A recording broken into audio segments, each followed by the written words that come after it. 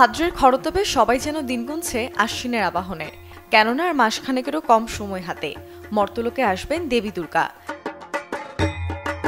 আর পূজা প্রস্তুতিতে একদিকে যেমন খড়মাটির শাড়ি গহনায় সাজিয়ে তোলা হচ্ছে দেবী মাকে, তেমনি ভক্তরাও শুরু করেছেন উদযাপন আয়োজন। নতুন পোশাক যেন এই উৎসবে বুলিয়ে দেয় রঙের ছোঁয়া। পূজা পার্বণে দেশীয় পোশাকের প্রতি থাকে ক্রেতাদের ঝোঁক। তবে গেল 2 মাসের এই রাজনৈতিক অস্থিরতায় ব্যাপক লোকসানের মুখোমুখি ফ্যাশন হাউস মালিকরা। বিক্রি কমে এসেছে সাধারণ সময়ের তুলনায় 10 ভাগের 1 অংশে। পূজার যে সময় কাজ করার যে সময়, সেই সময়টি আমাদের এখানে আন্দোলনটি চলেছে, যার ফলে প্রস্তুতিও আমাদের আসলে মনে হয় তেমনভাবে তৈরি হয়নি।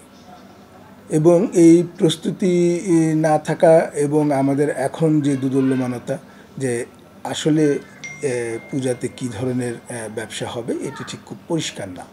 এবং আমরা এখনও দেখতে পাচ্ছি যে মার্কেটগুলোতে, শপিং মলগুলোতে ক্রেতাদের উপস্থিতি অত্যন্ত কম। তবুও ছোট পরিসরে রাখা হয়েছে শারদ সংগ্রহ। আর যেখানে বরাবরের মতোই প্রাধান্য পাচ্ছে লাল, সাদা, বাসন্তী, হলুদ সহ নানা উজ্জ্বল রং। এবারে থিমটা হচ্ছে যে অলংকার মন্দির নিয়ে কাজ করা হচ্ছে, কলম্বিয়ার একটা মন্দির। পূজার কেনাকাটা মোটামুটি আসতেছে, আরও সামনে অনেক সময় আছে, প্রতি মাসের শেষ সপ্তাহে তো আরও একটু ভালো হবে।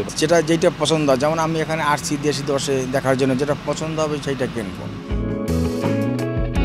আবহাওয়ার কথা মাথায় রেখে ফ্যাব্রিকে এবারে প্রাধান্য পেয়েছে সুতি, লিলেন, ক্রেপ, জর্জেটের মতো কাপড়গুলো। মুনসুনৈশী, চ্যানেল 24, ঢাকা।